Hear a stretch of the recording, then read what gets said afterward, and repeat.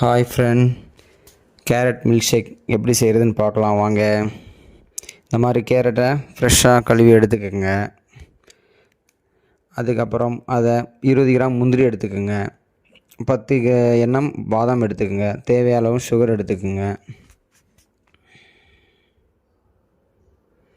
அப்புறம் அதை நல்லா தோல் சீவிடுங்க. கேரட்டை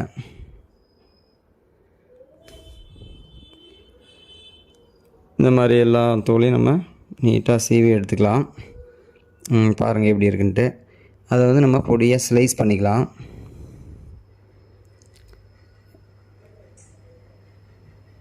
எல்லாத்தையும் நம்ம கம்ப்ளீட்டாக ஸ்லைஸ் பண்ணிட்டோம். இப்போ இதை நம்ம என்ன பண்ணுறோம், ஒரு பவுலில் எடுத்துக்கலாம். நம்ம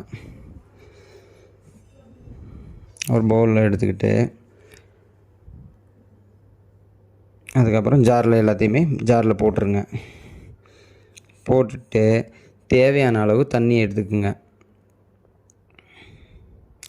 ஒரு கால் லிட்டர் தண்ணி ஊற்றிக்குங்க.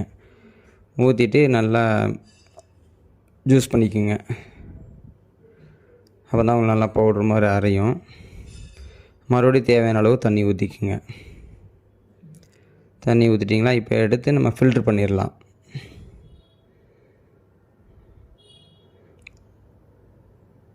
நம்ம பியூராக ஃபில்ட்ரு பண்ணிட்டிங்கன்னா அந்த சக்கை பூரா உங்களுக்கு மேலே நின்றும். குடிக்கும் போது உங்களுக்கு கம்ஃபர்டபுல்லாக இருக்கும்.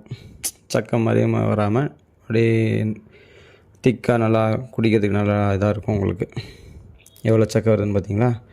இதை நம்ம ரிமூவ் பண்ணிடுறோம். அதுக்கப்புறம் திரும்பவும் நம்ம ஜாரில் ஊற்றுறோம்.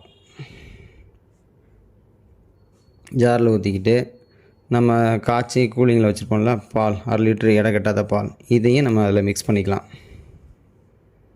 ஆல்ரெடி நம்ம தண்ணி மிக்ஸ் பண்ணிட்டோம், அதனால் தண்ணி தேவையில்லை. இது தண்ணி இல்லாமல் ஊற்றிட்டு மறுபடியும் நம்ம எடுத்து வச்ச முந்திரி, பாதாம், தேவையான அளவு சுகர், இதை அப்ளை பண்ணிட்டு நம்ம மறுபடியும் ஜூஸ் ஆன் பண்ணிக்கோங்க. ஃபுல்லாக ஜூஸ் உங்களுக்கு நல்லா நைஸாக அரைஞ்சதுக்கப்புறம் எடுத்து திரும்பவும் மறுபடியும் 1 மோர் ஃபில்ட்ரு பண்ணிக்கோங்க. அதுக்கப்புறம் கிளாஸில் ஊற்றுங்க. பாருங்கள் எவ்வளோ அழகாக குழம்பு மாதிரி வருது பாருங்கள், திக்காக. இதை நீங்கள் அப்புறமா மேலே முந்திரி பாதாம் செதுக்கி மேலே டெக்கரேட் பண்ணிக்கோங்க. எடுத்து இப்போ குடிச்சு பாருங்கள். அதோட